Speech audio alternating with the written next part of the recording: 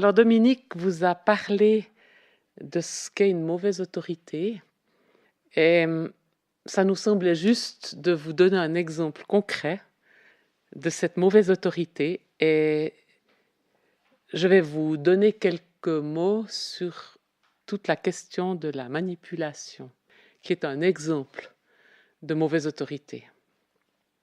En fait, ce qu'il faut se rappeler, c'est que derrière la fausse autorité, il y a toutes sortes de peurs. Il y a aussi une grande insécurité chez la personne qui exerce cette mauvaise autorité. Il y a souvent un manque d'amour profond et ça peut se traduire dans certaines situations par le besoin de manipuler pour essayer de garder le contrôle. Mais en fait, c'est une manière maladroite et destructrice de se sécuriser. J'ai regardé dans le dictionnaire ce qu'il en disait par rapport à la manipulation. Et voilà comment il le définit, comment il définit le mot manipulation. C'est amener insidieusement quelqu'un à tel ou tel comportement et le diriger à sa guise. Donc, en d'autres termes, c'est une façon d'agir qui peut être très subtile, parce que celui qui manipule, il veut quelque chose pour lui-même, mais il n'ose pas le dire. Il n'ose pas exprimer son besoin. Donc, au travers de moyens indirects, il va s'arranger pour que la personne fasse ce qu'il veut, pour que la personne lui donne ce dont il a besoin.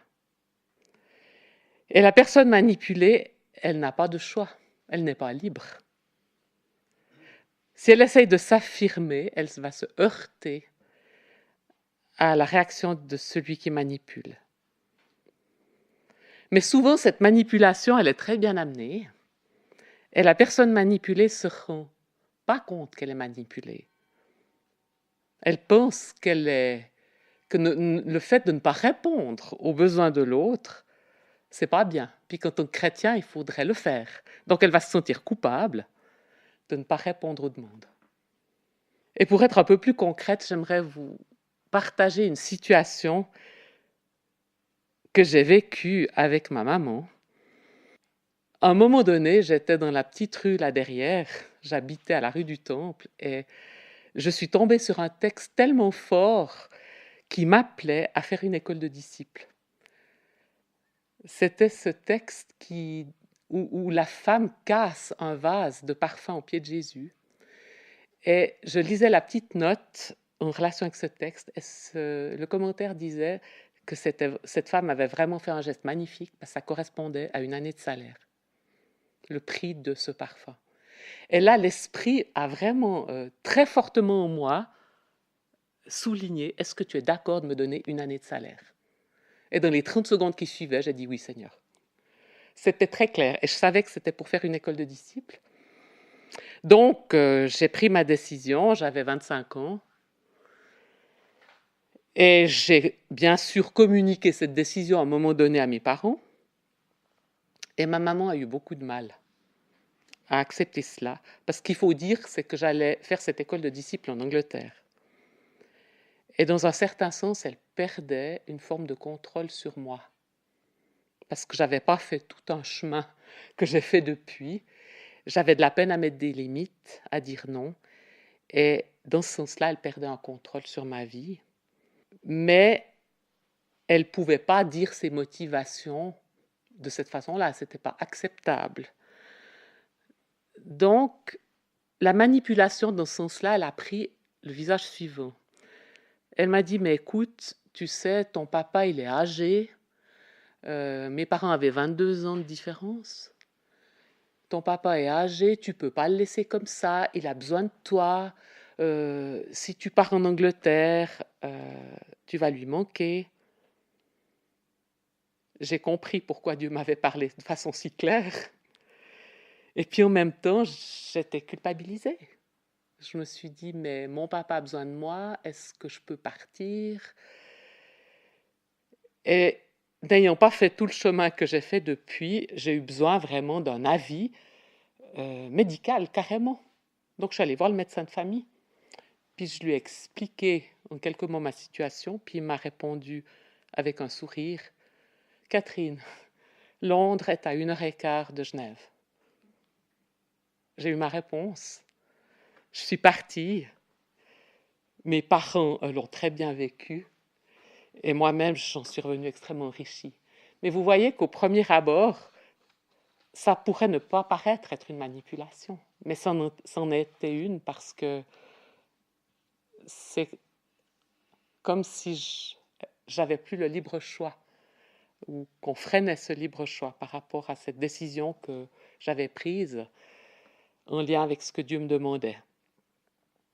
Donc, dans la manipulation, la personne n'est souvent pas consciente de ce qui se passe. Des fois, elle l'est, mais souvent, elle se pose en victime et elle ne l'est pas. Elle se centre aussi souvent sur ses propres intérêts. Elle a besoin que ses besoins soient assouvis. Alors que dans l'amour, il y a toujours une question de liberté. L'amour laissera toujours libre. L'amour sera capable d'exprimer ses besoins, puis de dire, par exemple, je peux me réjouir pour toi, mais moi, ce que je ressens, c'est de la tristesse, ou j'ai peur qu'il arrive quelque chose à ton papa et que je sois seule à devoir le gérer. Ça, c'est une manière d'exprimer la peur, clairement. Ou l'amour aura à cœur de s'investir dans des relations. Pas dans le but de prendre quelque chose, mais dans le but de donner. Je vous donne un autre exemple. L'exemple du mariage. Il y a beaucoup de mariages qui ont une mauvaise base. Un homme qui a manqué d'amour puis qui espère recevoir dans l'amour de son épouse l'amour qu'il n'a pas eu de sa mère. Ou une femme qui se marie pour recevoir la sécurité, l'amour d'un époux qu'elle n'a pas reçu de la part de son père. Dans la manipulation, la relation se développera de manière à vouloir obtenir quelque chose de l'autre. Parce qu'on est conscient de notre manque, on s'arrangera pour dire à l'autre qu'il doit nous donner ce qu'on n'a pas reçu. La motivation à aimer, ce sera pour obtenir quelque chose. Et c'est pour ça que ça crée, dans les couples qui fonctionnent comme ça, des grands conflits. Alors que l'amour, ce sera toujours une attitude qui veut donner à l'autre, sans espérer un retour. Alors bien sûr, le meilleur exemple, c'est celui de Dieu lui-même, qui en tant que Père a donné son Fils. Vous connaissez par cœur ce verset de Jean 3,16 qui nous dit que Dieu a tellement aimé le monde qu'il a donné son Fils. Et si on croit cela, on a une vie nouvelle. Donc l'essence de l'amour, c'est vraiment de donner. Et la conséquence, ça sera qu'il y aura beaucoup de fruits. J'aimerais vous citer encore brièvement quelques sortes de manipulateurs, simplement pour qu'on puisse prendre conscience. Là, je vous ai donné un exemple par la manipulation, mais pour qu'on puisse prendre conscience qu'il y a différentes manières de manipuler aussi. Alors, ce que je vous dis, je le tire en grande partie du livre Mur de mon cœur de Bruce Thompson, où il cite 4 sortes de manipulateurs, et je trouve que c'est éclairant de connaître cela pour mieux le repérer. Le manipulateur actif, c'est celui qui veut contrôler à tout prix. Il veut être au top, il vante ses forces, il veut être le meilleur partout. Par exemple, vous avez 2 personnes qui sont en train de parler dans une salle, il y en a une troisième qui arrive. « Ah, mais qu'est-ce que vous étiez en train de dire? De quoi vous parliez? Qu'est-ce que c'était » qui a comme besoin de prendre le contrôle pour se sécuriser. Il y a le manipulateur passif. Alors lui, il fait attention de ne pas offenser. Il va jouer le rôle de la personne qui est dans le besoin, qui réclame de l'aide, qui a souvent pitié de soi. En fait, il va essayer d'obtenir ce qu'il veut en se plaignant, en manipulant par son besoin d'être aimé. Par exemple, je suis malade, ben j'ai besoin qu'on reste près de moi. Et pour obtenir ce que je veux, eh bien, je tombe souvent malade. Alors bien sûr que c'est inconscient, mais c'est une manière d'essayer d'obtenir ce qu'on veut. Une autre manière, je vis des choses difficiles et je me dis, mais je ne peux pas faire cela. J'ai besoin que tu le fasses pour moi, j'ai besoin que tu me comprennes. C'est une autre manière de manipuler. Plutôt que de dire simplement, mais j'ai une difficulté ici, est-ce que tu voudrais bien m'aider? Ça, c'est plus clair, c'est plus direct. Ou bien, j'ai eu un passé douloureux et puis je me dis, mais c'est pas ma faute. Je suis colérique, mais c'est pas ma faute. Mon grand-père était comme ça. Il faut m'accepter comme je suis. C'est aussi une manière de manipuler. Parce que finalement, on force l'autre à s'adapter à notre situation ou à notre problème. Le manipulateur compétitif, ça c'est un autre terme que Bruce Thompson exprime, c'est qu'alors lui, il joue selon les circonstances. Donc selon les circonstances, il sera manipulateur actif et selon d'autres circonstances, il sera plutôt passif. Le but étant toujours de gagner, bien sûr.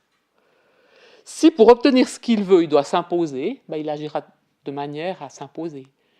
Puis si au contraire, il se dit qu'en s'apitoyant sur son sort, il obtiendra ce qu'il veut, ben, il agira de cette façon. Et puis le dernier, c'est le manipulateur indifférent. Et lui dit, de toute façon, je m'en fiche, ça m'est égal.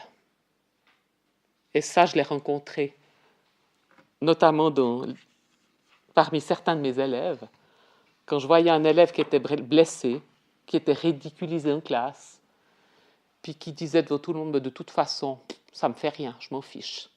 C'était une manière qu'il avait, bien sûr, de se protéger. Mais à la prochaine occasion où quelqu'un vient appuyer sur la blessure, ben ça explose d'autant plus fort, parce que le problème n'est pas réglé. Alors, comment sortir de cet engrenage, de la manipulation? Eh bien, tout d'abord, c'est de reconnaître mon péché. Proverbe 6, les versets 16 à 19 nous disent « Il y a 6 choses que hait l'Éternel, et même 7 qu'il a en horreur.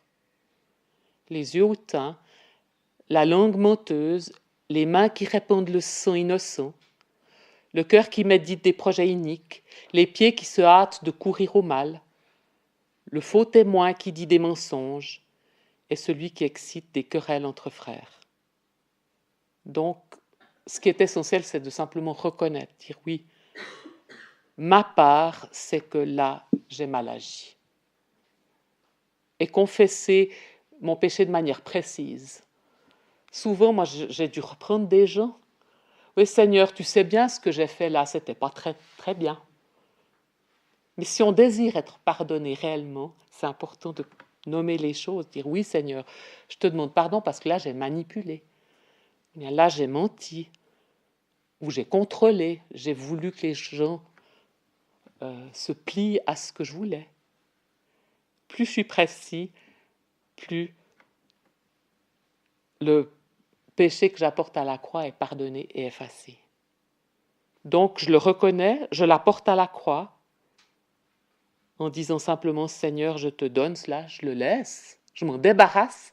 Et l'image que Dominique utilisait de se dévêtir de quelque chose, elle est parlante. Qui a envie de garder un habit complètement troué, taché? On peut s'en dévêtir et on reçoit non seulement le pardon, mais aussi la purification. Dieu nous lave complètement. Dans 1 Jean 1,9, il nous dit non seulement qu'il nous pardonne, mais il nous purifie et il nous lave complètement de ce que ce péché a sali dans nos vies. Et puis ensuite, je peux demander au Seigneur de guérir, parce que souvent, celui qui a manipulé, c'est qu'il a été blessé à un moment donné. Donc, pour se protéger de cette blessure, il essaie de garder le contrôle et de manipuler. Et souvent, à ce moment-là, le Seigneur va aussi montrer la blessure. Et on peut l'amener aussi à la croix et puis dire, Seigneur, je te demande s'il te plaît de guérir la blessure qui était derrière ce comportement. Et Dieu vient, dans sa grâce aussi, guérir ce qui a fait mal.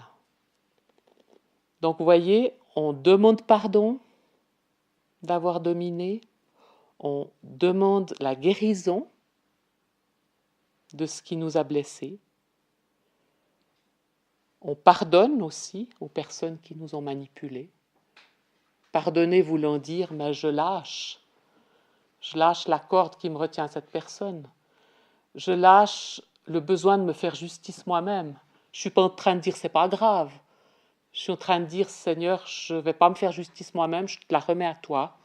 Toi, tu es juste et je te laisse t'occuper de moi, mais aussi de la personne qui m'a fait du mal.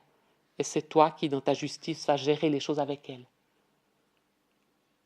C'est important d'accueillir la guérison. J'aimerais peut-être ressouligner ce point-là parce que il y a des gens qui ont de la peine à accueillir cette guérison. Et dans Ésaïe 53,5, il nous est dit « Mais c'est pour nos péchés qu'il a été percé, c'est par nos fautes qu'il a été brisé. Le châtiment qui nous donne la paix est retombé sur lui, et c'est par ses meurtrissures que nous sommes guéris. » Donc quand on a reçu vraiment ce pardon, recevons aussi la guérison qui est là pour nous. Qui est important aussi, dans certaines situations, c'est de renoncer à un héritage. Moi, je me rends compte que dans l'exemple que je vous ai donné, j'ai subi la manipulation et puis j'ai réalisé à un moment donné que j'avais fait la même chose et que j'avais manipulé aussi certaines personnes. Alors, je l'ai confessé, mais j'ai aussi réalisé que c'était quelque chose de générationnel, que ma grand-mère avait manipulé aussi. Et à ce moment-là, on peut simplement dire « Ok, Seigneur, j'ai réglé le problème en ce qui me concerne, mais maintenant je brise aussi l'héritage. Je reconnais que c'est un héritage de la famille, je m'en sépare, je brise le pouvoir sur ma vie au nom de Jésus, et je ne garde que le bon héritage. Alors gardons toutes les bonnes choses de nos familles, mais quand on se rend compte qu'il y a quelque chose de mauvais qui nous a été retransmis, ne jouons pas les victimes. C'est pas ma faute, j'y peux rien, vous voyez, c'est comme ça. Mais simplement dire, ben, Seigneur, cet héritage-là, je ne le veux pas. Donc, je le dépose à la croix. Et je ne garde par contre que le bon héritage que ma famille m'a laissé. Et j'apprends, c'est un apprentissage, alors à marcher différemment. Parce que quand on dépose un vieil habit puis qu'on en met un nouveau, on peut se sentir un peu bizarre. C'est comme des souliers neufs. Peut-être que les souliers, ça parlera plus que les habits. Mais quand on achète des souliers neufs, il faut qu'ils se fassent à notre pied. Et des fois, on aurait presque envie de retourner aux vieilles chaussures qui connaissent tellement bien la forme de notre pied. Et dans ce sens-là, apprenons à développer des nouvelles habitudes une fois que Dieu nous a rendus libres et qu'il nous a purifiés. Et là encore, il nous apprend à marcher autrement dans ces nouvelles chaussures qui prendront aussi la forme de notre pied.